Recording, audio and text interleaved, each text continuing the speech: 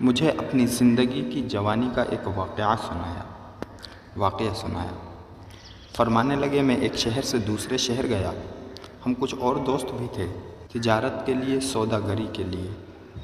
ہم بہت لمبا سفر کر چکے تھے، ہمیں بھوک نے ستایا۔ جی میں آیا کہ کوئی کھانا ملے، تو ایک جگہ سے گزرے۔ ایک بستی آئی، ایک چھوٹی سی بستی آئی۔ ہم نے پوچھا کہ یہاں کوئی مسلمان کا گھر ہو تو پتہ کر لیں، کچھ کھا پی لیں، شاید مل جائے، کوئی چیز حلال مل جائے۔ پتہ کرنے پر پتہ چلا کہ وہاں ایک بوڑھا آدمی ہے، اس کا کوئی وارث نہیں ہے، کوئی رشتہ دار نہیں ہے، وہ اکیلا پوری بستی میں مسلمان ہے۔ کہنے لگے، اس کا دروازہ کھٹکھٹایا تو اندر سے آواز آئی، آ جاؤ۔ ہم اندر گئے تو اس نے خنزیر کو ذبح کیا ہوا تھا، اس کی سیری ساتھ پڑی ہوئی تھی، اس کی کھال اتار کے، اس کے گوشت کے ٹکڑے ٹکڑے کر کے۔ ہمیں بہت حیرت ہوئی، ہم نے اپنا تعارف کروایا، ہم مسلمان ہیں۔ کہنے لگے، ہاں ہاں بالکل بیٹھیں۔ کہنے لگے، میں اصل میں یہ گوشت ذبح کر لیتا ہوں، پھر اس کو دھاگے میں پرو کے خشک گوشت کو، کہنے لگے اس کو پرو دیتا ہوں، پھر خشک کر کے اس کو کھاتا رہتا ہوں، بہت عرصے کے بعد ختم ہو جاتا ہے۔ فرمایا، آپ مسلمان ہیں؟ ہاں مسلمان ہوں۔ کہ بابا جی آپ کو پتہ نہیں یہ تو خنزیر ہے؟ ہاں خنزیر ہے۔ آپ اس کو کھاتے ہیں؟ کہ کھاتا ہوں۔ آپ کو علم نہیں کہ یہ حرام ہے؟ بابا نے کہا، نہیں، ہم مسلمان ہیں، یہ خنزیر حرام ہے، اللہ کے حبیب نے فرمایا یہ حرام ہے۔ حرام ہے؟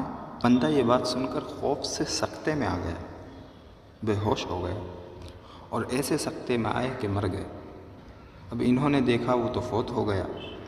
وہ درویش مجھے فرمانے لگے، اسی وقت میری زبان پہ یہ آیت جاری ہوئی، وَلِمَنْ خَافَ مَقَامَ رَبِّهِ جَنَّتَانِ۔ جو اللہ کے خوف سے ڈر گیا، بس ایسے جھٹکا لگا، اچھا یہ حرام ہے، مجھے پتہ ہی نہیں تھا۔ بابا اللہ کی حاضری میں کہ اللہ کو کیا منہ دکھاؤں گا، ڈر کے مارے فوت ہو گیا۔ فرمانے لگے، ہم نے ہندوؤں کو اکٹھا کیا، سب نے مل جل کر قبر بنائی۔ ہم 3-4 لوگ تھے، میں آگے کھڑا ہو گیا، 2-3 لوگ پیچھے۔ جنازہ تو مسلمان ہی پڑھ سکتے تھے۔ ہم نے اس کا جنازہ پڑھا، جنازہ پڑھ کے اس کو دفن کیا۔ بھوکے تھے، اب یہ تدفین، غسل پورا مشقت کا کام ہے۔ بھوک نے اور پاگل کر دیا، دیوانہ کر دیا۔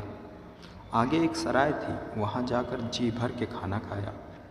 جب پیسے دینے لگے تو پہلے کمر کے ساتھ یہاں پیسے بندھے ہوتے تھے، پہلے لوگ پیسے باندھا کرتے تھے، وہ یہاں باندھتے تھے۔ کہنے لگے، دیکھا تو وہ نہیں، اب اور پریشان۔ اس کو کچھ نشانیاں دیں، کچھ چیزیں رکھیں، کچھ کیا کہ ہم آپ کو پیسے لا کے دیں گے، کھانا تو ہم نے کھا لیا۔ گمان یہ ہوا، واضح بات ہے کہ قبر کے اندر وہ پیسے گرے ہیں، واضح بات ہے، پکی بات ہے۔ اب ہم نے سوچا کہ بندہ تو مر گیا، اس کی تو ضرورت ہے نہیں، لیکن پیسے تو ضرورت ہے ہماری، ہم زندہ ہیں، چلتے ہیں قبر کو کھولیں۔ اب قبر کو کھولتے کھولتے نا، جس طرح میں بیٹھا ہوں نا، اس طرح سیٹ لگا کے ایسے بیٹھا ہوں، اسی طرح مجھے اس درویش نے بیٹھ کے دکھایا۔ فرمانے لگے، ہمارے ایک دوست نے ایسے قبر میں جھانک کے کہنے لگے، ان کا نام تھا وحید الدین۔ کہنے لگے، وحید الدین، اندر تو اندھیرا ہے، کچھ نظر نہیں آتا۔ میں نے کہا، ٹھہر جا، میں دیکھتا ہوں۔ ہاں، نظر میں بڑا فرق ہوتا ہے، نظر میں فرق ہوتا ہے۔ کچھ نظریں ایسی ہیں جو چہرے کی نظریں ہیں، اور غور سے سنیے گا، کچھ نظریں ایسی ہیں جو دل کی نظریں ہیں۔ رب مجھے اور آپ کو دل کی نظریں عطا کر دے۔ چہرے کی نظریں تو اس کو ملی ہیں جو رب کو مانتا ہے، جو رب کو نہیں مانتا۔ چہرے کی نظریں تو اس کو بھی ملی ہیں جو میرے آقا مدینے والے کو مانتا یا نہیں مانتا ہے۔ چہرے کی نظریں تو اس کو بھی ملی ہیں جو آل رسول یا اصحاب رسول کو مانتا یا نہیں مانتا۔ دعا کریں، میرا اللہ مجھے آپ کو دل کی نظریں دے دے۔ ان کے پاس دل کی نظریں تھیں۔ فرمانے لگے، میں نے ایسے بیٹھ کے نا قبر میں جھانکا تو روشنی تھی اور نور ہی نور تھا۔ بہت بڑا ایک میدان تھا جس میں جنت کے نظارے، سبزہ، حور، کھلیان، کیاریاں، پتہ نہیں کیا کچھ تھا، اور ایک تخت پہ وہ بابا بیٹھا اور قرآن پڑھ رہا۔